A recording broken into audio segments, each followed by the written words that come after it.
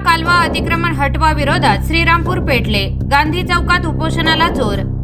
श्रीरामपूर शहरात प्रवरा कालव्यालगतच्या घरावर कारवाईच्या नोटिसीनंतर नागरिकांमध्ये संतापाची लाट उसळली असून आंदोलनाला आता मोठा जोर आला आहे। जलसंपदा विभागाने दिनांक 17 फेब्रुवारी 2026 रोजी प्रवरा कालवा वॉर्ड क्रमांक 5, 6 आणि 7 मधील नागरिकांना नोटीस बजावून त्यांच्या राहत्या घरांवर अतिक्रमण असल्याचे सांगत 26 फेब्रुवारी पर्यंत घरे हटविण्याचे आदेश दिले आहेत। मात्र सध्या 10वी आणि 12वीच्या बोर्डाच्या परीक्षा सुरू आहेत। तसेच रमजान महिना चालू असल्याने नागरिकांमध्ये भीतीचे वातावरण निर्माण झाले आहे। अचानक दिलेल्या नोटिसीमुळे अनेक कुटुंबे रस्त्यावर येण्याची वेळ येणार असल्याने नागरिकांमध्ये तीव्र संताप व्यक्त होत आहे। या निर्णयाच्या निषेधार्थ बहुजन समाज पार्टीच्या वतीने आज श्रीरामपूर येथील गांधी चौकात उपोषण सुरू करण्यात आले आहे। गांधी चौक परिसरात प्रवरा कालव्यालगत राहणारे महिला व पुरुष मोठ्या संख्येने पाटावर बसून आंदोलन करत असून परिसरात तणावपूर्ण वातावरण निर्माण झाले आहे। आंदोलकांची एकच मागणी आहे, गरिबांची घरे तोडू नका, आम्हाला जगू द्या। नागरिकांनी प्रशासनाला इशारा दिला असून जर कारवाई थांबवली नाही तर आंदोलन तीव्र करण्यात येईल असा इशारा देण्यात आला आहे। सध्या श्रीरामपूरमध्ये या आंदोलनाकडे सर्वांचे लक्ष लागले आहे। नमस्कार, मी रोहित शशिकांत कांबळे, राहणार प्रवरा कॅनल परिसर, श्रीरामपूर। आम्ही गेल्या 40-45 वर्षांपासून गुन्ह्या गोविंदाने सर्व लोक तिथे राहतो। आमच्याकडं जवळजवळ 40 वर्षापासूनच्या आधार कार्ड, पॅन कार्ड, तिथलचे स्थानिक रेशन कार्ड सगळे असे रहिवासी दाखले सगळे त्या प्रमाणामध्ये आहे। परंतु अचानक सरकारने 7 दिवसांपूर्वी आम्हाला घर खाली करण्याची नोटीस दिली। कारण वगैरे काही कुठलं काही सांगितलं नाही, काही व्यवस्था करणार असं काही बोलले नाही। डायरेक्ट म्हणजे हा मुघली फरमान तुगलकी शासनाचा आम्हाला आलेला आहे। त्याच्या विरोधामध्ये आम्ही इथं उपोषणास बसलेलो आहोत। आणि मायबाप सरकारला आमची विनंती, हा गोरगरिबांचा विचार करावा। प्रत्येकाच्या घरामध्ये काही ना काही अडचणी, कुणाच्या घरात लग्न, कुणाच्या घरामध्ये कोण आजारी आहे, कोणाचे मुलं 10वी 12वी सारख्या परीक्षेत आहे, अनेक संकट आहे। आणि आजच्या महागाईच्या काळामध्ये ज्या गोरगरिबांना त्यांच्या मिरचीमध्ये टाकायला तेलाची भ्रांत आहे, आज इतकी महागाई वाढलेली, अशा परिस्थितीमध्ये हे सामान्य लोक घर कुठून घेणार आहे, त्याचा मायबाप सरकारने विचार करावा। नांदेडच्या प्रचार सभेमध्ये फडणवीस साहेब म्हणतात, जे लोक 10 वर्षापासून 12 वर्षापासून त्यांच्या जागेत राहतात ते त्यांच्या घर त्यांच्या नावावर करण्यात येईल। मग श्रीरामपूर महाराष्ट्रापेक्षा वेगळं आहे का? या विरोधामध्ये आम्ही उपोषणाला बसलेलो आहोत। त्या सरकारने आमचा गांभीर्यपूर्वक विचार करावा, आम्हाला जगू द्या। अजून इथं प्रशासनातला कुठलाही माणूस ना सत्ताधारी विरोधक आमच्याकडे कुणी आलेलं नाहीये, आमची कुणी दखल घेतलेली अजूनपर्यंत नाहीये। जर घेतली गेली नाही, यापेक्षा तीव्र स्वरूपाचं आंदोलन कदाचित आम्ही पालकमंत्र्यांच्या दारामध्ये आत्मदान सुद्धा करू शकतो। मी सुमित्रा अर्जुन जाधव बोलते। आम्ही आहे त्या ठिकाणी जवळजवळ आम्हाला 50 वर्षे झालेले आहे। खिलारी वस्ती, वार्ड नंबर 6। आम्हाला त्या जागेवर 50 वर्षे झाले, आमची पिढ्यानपिढी त्या जागेत गेलेली आहे। आणि आम्ही गरीब माणसं, रोजची रोटी कमवून खाणारे, आम्हाला त्याच जागेवर पाहिजे। आणि आम्हाला बेघर करू नका, तर त्यांनी असं करू नये। आम्हाला त्याच ठिकाणी आम्हाला घर पाहिजे। दादाबाई खरात मला येऊन 60 वर्ष झाले। 60 वर्षापासून आम्ही त्या खिलारी वस्तीवर राहतोय, वार्ड नंबर 6। त्या ठिकाणी आम्ही राहतोय। त्या ठिकाणी आम्ही 40 वर्ष सफरात काढलेत। आता इकून तिकून 2-3 पत्रे टाकलेत, तर त्या पत्राच्या ठिकाणी हे लोक बुडरे जे राहणोसनी आम्हाला बिनघर करू राहिलेत।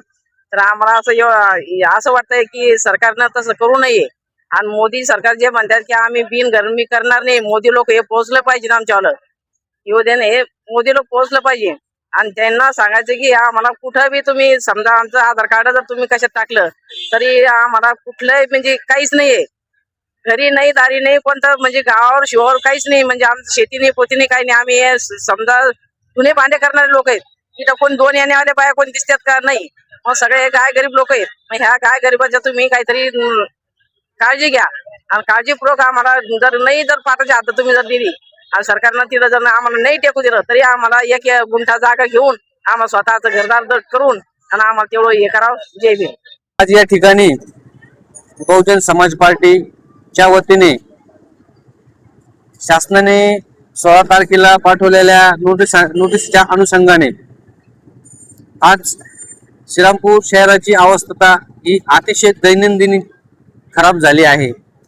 नुकत्याच काही महिन्यापूर्वी पोलीस स्टेशन समोरील भाग, शहरातील भाग व कोरोनाचं मोठं डोंगर आणि नोटबंदी याचा परिणाम सर्वसामान्य जनतेवर झालेला आहे. अशी परिस्थिती असताना प्रशासनाने व पाटबंधारे खात्याने जे नोटीस जारी केलेली आहे ती तत्काळ नोटीस पाठवलेली जी आहे ती तत्काळ थांबवण्यात यावी व जे पाट कॅनलला जे लोक बसलेले आहे, अतिशय गोरगरीब लोक आहेत, जे लोक असे आहे की ती 1 गुंठा जागा सुद्धा स्वतःची घेऊ शकत नाही, अशा लोकांना प्रशासनाने विटेष्टी धरलेला आहे. आणि सरकारमध्ये असे काही नेते आहे जे लाखो रुपयाच्या भ्रष्टाचारच्या केसेस त्यांच्यावर दाखल आहे. त्या केसेस फक्त चालवल्या जातात, त्याच्यावर निकाल दिला जात नाही.